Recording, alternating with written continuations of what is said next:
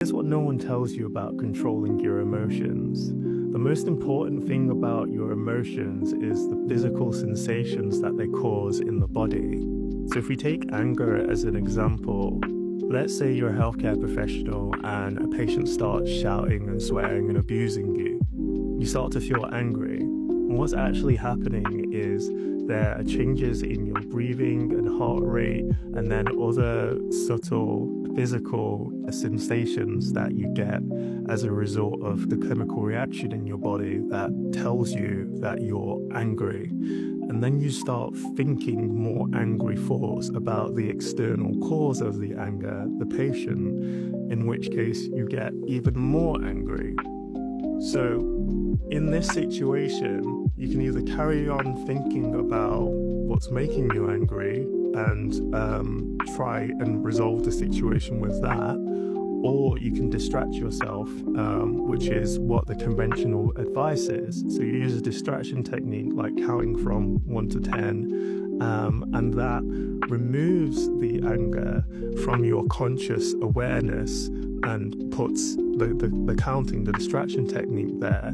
So you start to feel less angry. And what you're actually doing is not getting completely rid of the anger, you're just suppressing it into your unconscious mind. So it goes out of your conscious mind into your unconscious mind. And in your unconscious mind, it becomes a conditioned reaction to a similar situation which might arise in the future, where you'll just get angry again and respond in the exact same way to it. What is an alternative technique that you might not have heard of is something that I found through the process of Vipassana meditation. So this focuses on becoming aware of the physical sensations of emotions like anger and respond to them in a way which essentially detaches the physical from the mental aspect. So when you're meditating in silence for a while,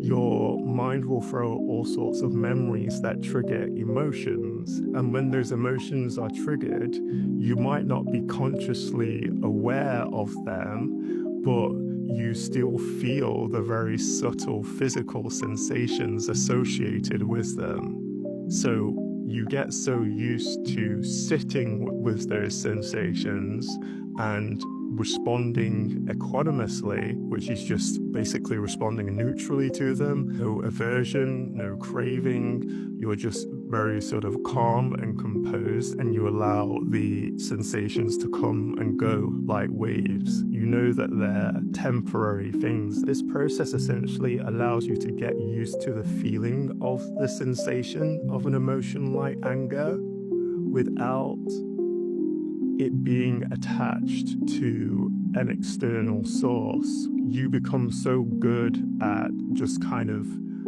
remaining chill and not responding to that sensation, so that you're actually getting rid of that conditioned anger response, which escalates into the full-blown rage. In future, you've got some angry patient shouting at you, swearing, whatever, you will become aware of the sensations immediately, and because of the meditation practice, you can just remain calm and not respond to them in the same way by triggering this full-blown anger emotion. That's how you essentially are able to control your emotions and not let them control you.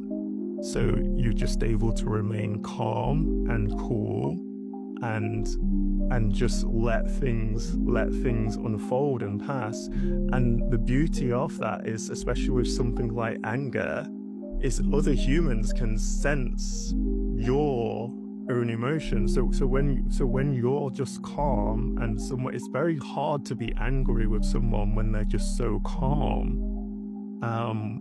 So not only does it help you to not have to feel the stress, to not become enraged because someone else is trying to project their rage onto you, it helps the other person to calm down and to realize, oh, this is too much. Why am I getting so mad? Like when this person's so calm, like this makes no sense. Um, so yeah, sorry that's a bit of a long video. But that's essentially one of the benefits, one of the many benefits of doing Vipassana meditation that I learned on the recent 10-day retreat. If you have any more questions about that or want any more tips, then please reach out to me. And I'm also really excited now to have this new sort of to have this new tool to use to help my life coaching clients navigate their emotions. So if you're interested in life coaching, especially if you feel that you're being controlled by your emotions rather than being in control of them, then please reach out to me.